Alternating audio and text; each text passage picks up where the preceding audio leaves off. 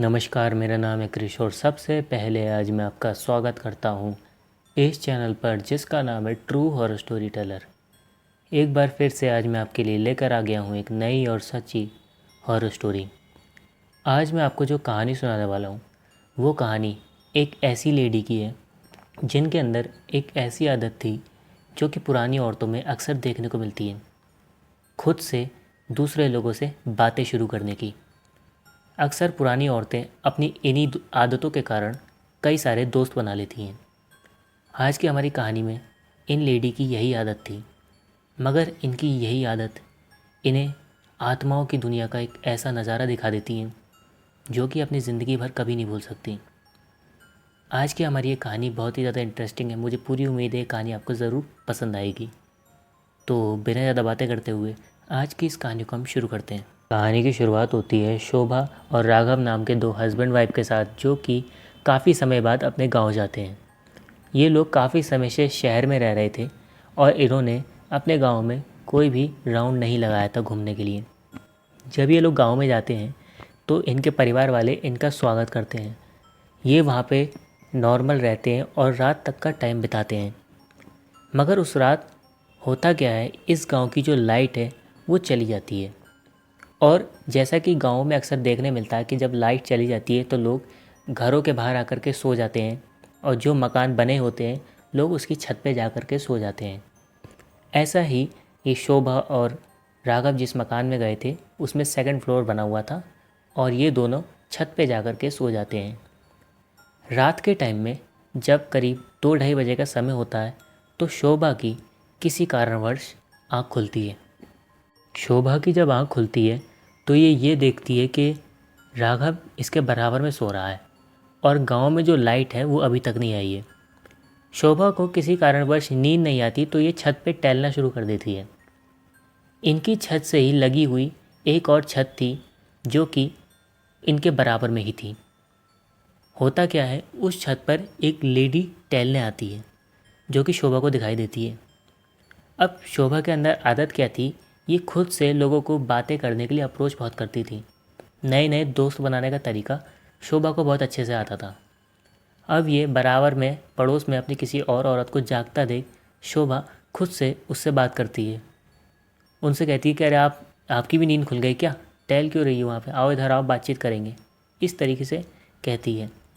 अब वो जो लेडी है, जब शोभा ऐसा कहती है तो वो शोभा की तरफ पलट के देखती है और वो थोड़ा सा मुस्कुराती है और उसके बाद में वापस अपने घर में चली जाती है नीचे। शोभा को समझ में नहीं आता कि ये चक्कर क्या है, बोली क्यों नहीं मुझसे।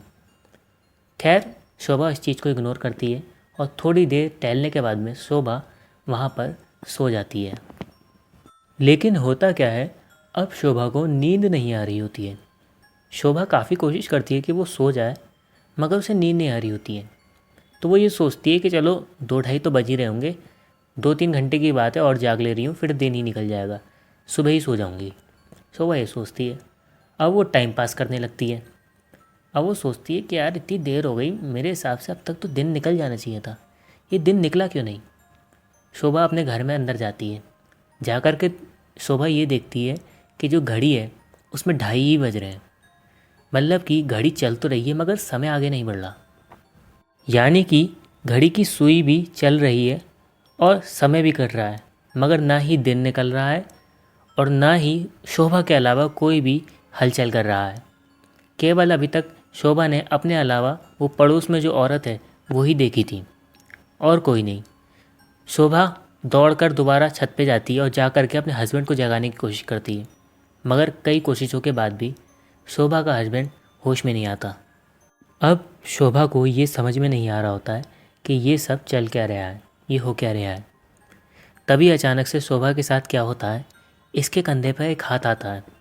शोभा पलट के देखती है तो वही औरत जो पड़ोस में थी वही शोभा के बराबर में खड़ी होती है और वो शोभा से ये कहती है कि अरे सबको जगाने की कोशिश क्यों कर रही हो, अब कोई होश में नहीं आएगा। अब ना तो दिन निकलेगा और ना ही कोई भी होश में आएगा, ना तुम्हारा पति और ना इसके अलावा कोई और। अब तुम मेरे साथ रहोगी। ऐसा कह के वो पड़ोस वाली औरत शोभा का हाथ पकड़ती है और उसे घसीटते हुए उस पड़ोस वाले घर में ले जाती है। जब वो औरत शोभा को घसीट रही होती है तो शोभा को बहुत तकलीफ़ हो रही होती है। उस औरत ने बहुत कसके से शोभा का हाथ पकड़ रखा था। शोभा कई बार चिल्लाती है और कोशिश करती है कि कोई उठ जाए, उसकी आवाज़ कोई सुन ले, मगर कोई भी नहीं उठता। शोभा को वो औरत ले जा कर के उस घर में एक रस्सी से बांध देती है और बांध करके शोभा को एक जगह पर लटका देती है। जैसे ही वो औरत शोभा को एक जगह पर लटकाती है, एकदम से शोभा को झटका लगता है और उसकी आँख खुल जाती है।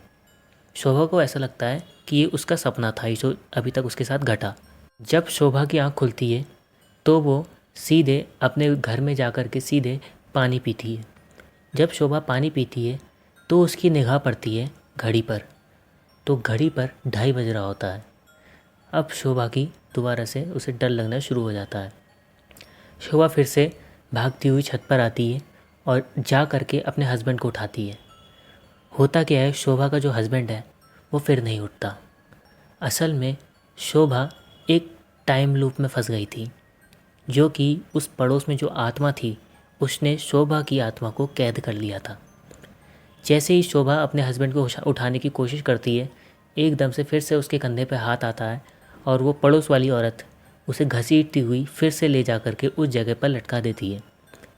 अब ये सिलसिला शोभा के साथ बार बार होता है। अब मैं बताऊं इन रियलिटी इस टाइम क्या हो रहा था। जब पहली बार शोभा ने बराबर में उस औरत को बात करने के लिए, बोलने के लिए उससे पूछा था, बात करी थी, तभी जो शोभा का शरीर है वो वहीं बेहोश हो गया था। इन रियलिटी में असल में दिन निकल चुका था। शोभा की आत्मा उस लूप में फंस गई थी जो बराबर में उस औरत ने शोभा की आत्मा को फंसा दिया था। अब होता क्या है, जब दिन का टाइम निकल जाता है तो शोभा का हस्बैंड जब उठता है, राघव, तो वो ये देखता है कि शोभा बिस्तर पे नहीं है। शोभा बराबर में छत पर ही एक जगह पर बेहोश पड़ी है। अब शोभा को उठा करके शोभा का हस्बैंड ले करके घर में जाता है और घर में जाने के बाद शोभा को होश में लाने की कोशिश करता है। कई सारे लोग कोशिश करते हैं शोभा होश में आ जाए, जितने भी रिश्तेदार थे इनके, मगर शोभा को होश नहीं आ रहा होता है। अब ये सब लोग मिल कर के डॉक्टर को बुलाते हैं, मगर डॉक्टर आने के बावजूद भी शोभा को होश नहीं आता। डॉक्टर को भी समझ में नहीं आ रहा होता कि आखिर शोभा को हुआ क्या है। अब थोड़ा टाइम बीतता है। टाइम बीतते बीतते रात का समय आ जाता है। रात को जैसे ही टाइम बीतते बीतते 12 बजे के बाद का समय आता है, एकदम से शोभा की आँख खुल जाती है और वो उठ करके अपने बिस्तर पर बैठ जाती है। इस टाइम तक डॉक्टर भी सारी दवाइयाँ दे करके शोभा को और इस घर से जा चुका होता है। केवल और केवल शोभा के रिश्तेदार और राघव इस घर में होते हैं। जब शोभा को होश आता है तो एकदम से ये सब लोग पूछते हैं कि अरे क्या हो गया शोभा, क्या हो गया था तुम्हें, और तुम्हें होश आ गया, तुम ठीक हो, सब ठीक तो है? मगर शोभा कोई भी जवाब नहीं देती। थोड़ी देर में अचानक से शोभा बिस्तर पे से उठती है और उठ करके भागती हुई छत की तरफ चली जाती है और छत की तरफ जा करके छत के एक कोने में जा करके शोभा बैठ जाती है और वहाँ बैठ करके शोभा रोना शुरू कर देती है। थोड़ी देर में जब सब रिश्तेदार छत पे आ जाते हैं और राघव छत पे आ जाता है, तो अचानक से ही शोभा वहाँ पर बहुत ज़ोर ज़ोर से हंसना शुरू कर देती है। यानी उस पे पूरी तरीके से आत्मा वहाँ पे जो भी शोभा को दिखी वो हावी हो चुकी थी। अब शोभा का जो हस्बैंड था वो कई बार कोशिश करता है कि शोभा को लेकर के वो वापस घर में चला जाए, मगर शोभा अपनी जगह पे जैसे जम सी गई थी। वो कई कोशिशों के बाद भी वहाँ से हिल नहीं रही थी। शोभा के हस्बैंड के अलावा कोई भी शोभा पे हाथ लगाने को भी तैयार नहीं था कि उसे ले करके चला जाए, क्योंकि सब डर चुके थे। अब इस चीज़ को होते होते 2:30 बजे का समय हो जाता है। 2:30 बजने के बाद में अचानक से शोभा ये कहती है कि मुझे मीठा ला के दो, मुझे कहीं से भी सफ़ेद मीठा ला के दो, वरना मैं इस छत से छलांग लगा दूंगी। अब जब शोभा की ये बात सुनते हैं इसके घर वाले और राघव, तो वो डर के मारे तुरंत एक बंदे को भेज देते हैं और वो अपनी जान पहचान के किसी बंदे से रात के टाइम में उसकी दुकान खुलवा करके मीठा लेकर के आते हैं, बहुत मुश्किल से। जब वो मीठा लेकर के आते हैं तो शोभा को जैसे ही वो मीठा देते हैं, वो एकदम से वहीं बैठे बैठे सारा मीठा, जितना भी 1-2 किलो लेकर आए थे, वो सारा मीठा खा जाती है और खाने के बाद में वहीं कोने में बैठ जाती है। थोड़ा टाइम बीतता है। बीतते बीतते समय इतना हो गया होता कि सुबह के 4 बज जाते हैं। जैसे ही सुबह के 4 बजते हैं और मंदिर के घंटे बजते हैं, जैसे ही पूजा शुरू होती है, एकदम से वो बेहोश हो जाती है शोभा, और उसको उठा करके इसके परिवार वाले वापस घर में ले आते हैं। अब जब इतनी सिचुएशन पूरे घर वाले देख लेते हैं तो उन्हें ये समझ में आ जाती है कि ये सब ऊपरी मामला है और ये डॉक्टर की बस की बात नहीं है। इसके लिए किसी पंडित को बुलाना पड़ेगा या किसी साधु संत को बुलाना पड़ेगा। अब ये लोग कहीं से जा कर के एक अपने जान पहचान के पंडित जी को बुला करके लाते हैं। उन्हें सारी बात बताते हैं। वो कहते हैं कि देखो, मैं पूजा कर तो दूंगा, लेकिन जो तुम सिचुएशन बता रहे हो उस हिसाब से ये जो आत्मा है ये बहुत ताकतवर है, हो सकता है ये मुझसे नहीं संभले। तो तुम लोग इतना सोच लेना कि अगर मुझसे नहीं संभली तो कम से कम तुम्हें इस चीज़ को 1 हफ्ते झेलना पड़ेगा, क्योंकि जो मेरे गुरुजी हैं वो ही इसे ठीक कर सकते हैं। उनके अलावा आसपास में तो कोई ऐसा व्यक्ति मुझे नहीं पता जो इस चीज़ को ठीक कर दे, लेकिन पहले मैं कोशिश करके देखता हूँ। उसके बाद में रात के टाइम में पंडित जी अपनी सारी पूजा की सामग्री लेकर के इनके घर पहुँचते हैं। इनके घर पहुँचने के बाद जब 12 बजे के आसपास का टाइम होता है, तो जैसे शोभा रात के टाइम में बेहोश हो गई थी, अगले दिन रात के टाइम में वो दोबारा उठ जाती है। उठने के बाद में वो पंडित को देखती है और इन लोगों से ये कहती है कि अरे, ये पंडित को बुला लाए तुम, इसकी बस की बात कुछ नहीं है, ये कुछ नहीं कर सकता, और ज़्यादा से ज़्यादा 3 से 4 दिन में मैं इसे अपने साथ ले जाऊंगी। वो आत्मा ये कहती है। अब पंडित जी कहते हैं कि रुको रुको, अभी पहले मुझे तो झेल लो, फिर देखते हैं 3 से 4 दिन में तुम क्या करती हो। उसके बाद में पंडित जी वहाँ पूजा करना शुरू करते हैं। मगर पंडित जी कई कोशिशें कर लेते हैं। कई कोशिशों के बावजूद भी शोभा को कुछ भी फ़र्क ही नहीं पड़ रहा था। उसके अलावा शोभा पंडित जी पे हंस भी रही थी। उसके अंदर जो भी आत्मा थी वो, कई कोशिशों के बाद भी जब कुछ नहीं होता है तो पंडित जी कहते हैं कि देखो, ये मेरी बस की बात नहीं है, ये मेरे गुरुजी ही ठीक कर सकते हैं। लेकिन मैं इतना कर दे रहा हूँ कि कम से कम 1 हफ्ते तक ये आत्मा इस शरीर को लेके नहीं जा पाएगी, इस शरीर को ख़त्म नहीं कर पाएगी। शोभा जीवित रहेगी मेरे गुरुजी के आने तक, और वो ही आने के बाद इसे ठीक करेंगे। उसके बाद में पंडित जी कुछ पूजा करते हैं और उसके आने पूजा करने के बाद में इस चीज़ को होते होते 4 बज जाते हैं और शोभा दोबारा से बेहोश हो जाती है। जैसे ही मंदिरों में घंटे बजते हैं, पंडित जी अपनी सारी पूजा की सामग्री लेकर के वहाँ से चले जाते हैं और पूरे परिवार से ये कह देते हैं कि 1 हफ्ते तुम लोगों को इसे झेलना पड़ेगा किसी भी तरीके से। 1 हफ्ते बाद मेरे गुरुजी आएंगे और वो इसको ठीक कर देंगे, इतना मुझे पता है। पंडित जी के जो गुरुजी थे वह एक्चुअल में बहुत बड़े भैरव बाबा के भक्त थे और वो भ्रमण करते रहते थे एक से दूसरी जगह पे। मगर इस समय वो इस गांव में थे नहीं और उनका ये हो रहा था कि हफ्ता भर बाद तक वो इस गांव में पहुंच पाएंगे। उन तक इतनी खबर पहुंच गई थी कि ऐसे ऐसे केस है शोभा का और उसकी ऐसी हालत हो चुकी है, इतना उन गुरुजी तक खबर पहुंच चुकी थी। अब बारी ये थी कि इस परिवार को किसी तरीके से शोभा को 1 हफ्ते तक झेलना है, उसकी जो भी हरकतें होंगी। अब अगले दिन की रात आती है। जैसे कि रातों में होता था, अक्सर उस टाइम पर शोभा को होश हो जाता है। होश आने के बाद वो भागती हुई दोबारा से छत पे चली जाती है और छत पे जाने के बाद में वहाँ पे जैसे वो हंसती थी और रोने की आवाज़ें निकालती थी, वैसा वो करने लगती है। ये सब करने के बाद में शोभा उस छत पर भागना शुरू कर देती है। अपनी छत पर बहुत ज़ोर ज़ोर से भागना शुरू कर देती है। आसपास के लोगों से पहले ही कह दिया था कि रात के टाइम में कोई भी अपनी छत पर नहीं आएगा, और उस समय जब शोभा छत पर हो तब तो खासकर कोई भी छत पर नहीं आएगा। अब शोभा अजीब अजीब सी हरकतें करने लगती है अपनी छत पर, और जब थोड़ा टाइम बीतता है तो थोड़े टाइम के बाद में वो फिर से अपने परिवार वालों से कहती है कि मुझे मीठा ला के दो, जैसे कल लाए थे, जल्दी से जाओ और किसी को भेजो, मुझे मीठा ला के दो, और कल जितनी देर आज नहीं होनी चाहिए। लेकिन ये जो परिवार वाले थे शोभा के, इन्होंने पहले से ही मीठे का इंतज़ाम इस रात तक कर रखा था, तो ये घर में से तुरंत मीठा निकाल करके लाते हैं और शोभा को दे देते हैं। शोभा मीठा खाती है और मीठा खाने के बाद में वहीं जा कर के बैठ जाती है। 4 बजते हैं, 4 बजने के बाद में फिर से शोभा बेहोश हो जाती है। मगर एक फ़ायदा हो गया था इस चीज़ से, पंडित जी की वहाँ पूजा करने से, कि शोभा इन बीच में किसी को भी कोई भी नुकसान नहीं पहुँचा रही थी, किसी पे भी कोई भी हमला नहीं कर रही थी। अब ऐसा होते होते हफ्ता भर बीत जाता है। हफ्ता भर तक शोभा इन्हीं चीज़ों को दोहराती रहती है। हफ्ता भर तक शोभा ने इस परिवार का माहौल ऐसा कर दिया था, शोभा के अंदर जो आत्मा थी उसने, कि इस पूरे परिवार को ऐसा फील होता था जैसे कि घर में किसी की मृत्यु हो गई हो। मतलब जैसे मौत के बाद किसी घर का माहौल हो जाता है, वैसा इस परिवार का माहौल हो गया था इस बीच में। हफ्ता भर बीत जाने के बाद में जो रात आती है, तो ये परिवार वाले जैसे अक्सर तैयार होते थे शोभा के छत पे जाने के बाद, उसके लिए जो भी सामान लाने के लिए तैयार होते थे, वैसे ही ये लोग तैयार रहते हैं। शोभा अपने टाइम पे उठती है और उठ करके छत पे चली जाती है और जाते वक्त एक बात इस परिवार से कह देती है, एक बात जो कि इसने अभी तक इस परिवार से नहीं कही थी। शोभा कहती है कि ये आखिरी बार खिला रहे हो तुम शोभा को खाना, तुम आखिरी बार खिला रहे हो। आज के बाद तुम्हें दोबारा इसे खाना खिलाने की, इसे मीठा खिलाने की ज़रूरत नहीं पड़ेगी। ऐसा कह करके वो छत पे चली जाती है। अब इस परिवार में मातम जैसा माहौल बन गया था, पूरा परिवार डरा हुआ था। लेकिन नसीब की बात, उस समय तक गुरुजी पहुंच गए थे इस गांव में। अब गुरुजी वो आने के बाद में सीधे इन लोगों के घर में पहुंचते हैं।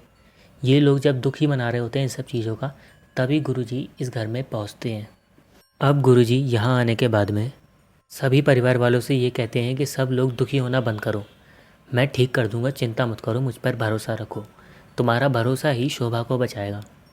अब जब शोभा छत पर होती है और गुरुजी इस घर में पहुंचते हैं, तो वो जा कर के गुरुजी वहाँ पर एक कुर्सी पर जा कर के बैठ जाते हैं। गुरुजी अपने साथ में एक कट्टा लेकर के आए थे। गुरुजी जब कट्टा खोलते हैं तो उस कट्टे के अंदर 2 जिंदा मुर्गे पड़े होते हैं। गुरुजी उनमें से एक मुर्गे को उठाते हैं और उठा करके बहुत ज़ोर से हवा में उछालते हैं। जैसे ही गुरुजी हवा में उछालते हैं उस मुर्गे को, छत पर खड़ी जो शोभा थी, शोभा के अंदर वो जो भी आत्मा थी, वो मुर्गे को छत पर पकड़ लेती है। असल में इनका मकान जिस तरीके से बना हुआ था, उस मकान में एक आंगन था जो कि छत तक खुल रहा था।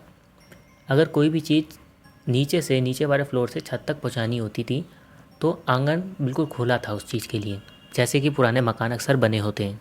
जब गुरुजी मुर्गा उछालते हैं तो वो सीधे छत तक पहुंचता है। छत तक पहुंचने के बाद में शोभा एकदम से उस मुर्गे को पकड़ लेती है और वहीं उसकी चीर फाड़ कर देती है, उसे वहीं फाड़ फूड़ के खा जाती है, मतलब खाना शुरू कर देती है। जब शोभा ये कर रही होती है तो इस बीच गुरुजी अपने बाकी के कट्टे को लेकर के, और एक थैला और था, उसे लेकर के छत पर पहुंच जाते हैं शोभा के पास। शोभा के पास जाने के बाद में शोभा जब वहाँ पर मुर्गा खा रही होती है, इस बीच गुरुजी क्या करते हैं, गुरुजी के पास जो दूसरा मुर्गा उस कट्टे में था, गुरुजी उसे निकालते हैं और उसे वहाँ पर काटते हैं और उससे एक घेरा शोभा के चारों ओर बना देते हैं। शोभा इस बीच खाती रहती है लगातार जिंदा। पूरा परिवार इस चीज़ को देख भी नहीं पा रहा था, इसलिए उन्होंने अपनी आंखें बंद कर ली थी। अब गुरुजी उसको, मुर्गे को शोभा के चारों तरफ घुमाते हैं, उससे खून की एक तरीके से लाइन बन जाती है शोभा के किनारे किनारे। उसके बाद में गुरुजी एक घेरा और वहाँ पे तैयार करते हैं और उसके अंदर गुरुजी खुद बैठ जाते हैं और उस बचे हुए मुर्गे को शोभा के पास गुरुजी फेंक देते हैं। पूरा परिवार इस चीज़ को देखकर मतलब खौफ खा गया था वहाँ पर। इस पूरे परिवार के अंदर इतना खौफ था उस समय कि ये लोग लगातार देख भी नहीं पा रहे थे इस चीज़ को। अब गुरुजी वहाँ पे पूजा शुरू करते हैं। पूजा करने के बाद में गुरुजी अपने दूसरे थैले में से एक शराब की बोतल निकालते हैं और बोतल निकाल करके वो शोभा के आगे रख देते हैं। शोभा उस बोतल को पकड़ती है और खोलती है और उस बोतल को एक ही सांस में शोभा पूरा पी जाती है। शोभा को ये करता देख पूरा परिवार चौंक गया था। इसके बाद में जब गुरुजी ये सब कर देते हैं, उसके बाद में जब ये शोभा ये सब पी चुकी होती है, तो गुरुजी शोभा से ये कहते हैं कि चल, अब मैंने तुझे तेरा भोग चढ़ा दिया, तूने भोग ग्रहण भी कर लिया, लेकिन अब बदले में मुझे क्या देगी। तो वो आत्मा एक तरीके से गुरुजी के ट्रैप में फंस गई थी। असल में गुरुजी ने नियमों के अनुसार उस आत्मा को भोग चढ़ाया था और उससे एक, जैसे आप जिन समझते हो ना, उस तरीके से आप समझ लो, आत्मा को गुरुजी ने एक ऐसे ट्रैप में फंसा दिया था जिसके कारण गुरुजी ने उसे कुछ चढ़ाया और बदले में उसे कुछ ना कुछ देना ही पड़ता गुरुजी को, जो गुरुजी मांगते। जब वो आत्मा गुरुजी के इस ट्रैप में फंस जाती है तो वो गुरुजी से पूछती है कि अब तुझे बदले में क्या चाहिए, गुस्से में पूछती है। तो गुरुजी कहते हैं कि कुछ नहीं, बस तू इसके शरीर को छोड़ के चली जा और जो तूने द्वार खोल दिया था ना इसके शरीर का, उसे बंद कर जाना, ऐसा कहते हैं। अब उस आत्मा को मजबूरन उस शरीर को छोड़ के जाना पड़ता है। शोभा दोबारा होश में आ जाती है, जो शोभा एक्चुअल थी। मगर शोभा की हालत इतनी ख़राब हो गई थी कि वो अपने शरीर में आते ही बेहोश हो जाती है। क्योंकि इस बीच शोभा दिन भर बेहोश रहती थी और रात के कुछ ही घंटे उठती थी बस, इसलिए उसका शरीर कमज़ोर हो गया था। जब ये पूजा पूरी हो जाती है तो गुरुजी शोभा के परिवार वालों से ये कहते हैं कि अब तुम लोग शोभा को लेकर के यहाँ से चले जाओ और इस पूरी जगह की सफाई करो, तुरंत इस जगह की धुलाई करो। इस बात के अलावा शोभा के परिवार वालों से गुरुजी ये कहते हैं कि देखो, तुम्हारी बेटी को मैंने ठीक तो कर दिया है, लेकिन कुछ समय तक ये ऐसे ही थोड़ी बीमार सी रहेगी, क्योंकि इनने इस बीच काफ़ी कुछ झेला है। असल में क्या था, शोभा इस बीच में, जब आपको मैंने कहानी की स्टार्टिंग में बताया था कि जो चीज़ उसके साथ रिपीट हो रही थी, ये लगातार उसके साथ इस बीच रिपीट ही होती रहती है। शोभा एक तरीके से इस लूप में फंस गई थी, उस आत्मा ने उसे ट्रैप में फंसा रखा था आपने। शोभा इसी चीज़ को रिपीट करती रहती है, इसलिए थोड़ा मतलब बीमार सी हो गई थी शोभा इस सारे केस के बाद में। खैर उसके बाद में गुरुजी इन सब लोगों से कह देते हैं कि सब कुछ ठीक हो गया है, और कुछ समय के बाद में शोभा और राघव वापस से शहर में आ जाते हैं और सब कुछ नॉर्मल हो जाता है। लेकिन इनको एक चीज़ एंड तक समझ में नहीं आती कि आखिर ये जो आत्मा है ये शोभा पे सवार क्यों हुई, क्योंकि इनके जो पड़ोस का जो मकान था वो भी मकान कोई हॉन्टेड नहीं था और नॉर्मल लोग रहते थे उस घर में। इन्हें खुद को नहीं समझ में आया कि आखिर ये सब हुआ क्यों। खैर इस बात को अब हम यहीं छोड़ते हैं, और इसके अलावा मैं आपसे कहना चाहूँगा कि आपको ये कहानी कैसी लगी ये मुझे आप कमेंट बॉक्स में ज़रूर बताना। और इसके अलावा अगर आपको ये कहानी अच्छी लगी हो तो लाइक शेयर ज़रूर करना। और इसके अलावा अगर आप ऐसी कहानियाँ और भी सुनना चाहते हैं तो चैनल को सब्सक्राइब कर लेना। अपना समय हमें देने के लिए आपका बहुत बहुत धन्यवाद।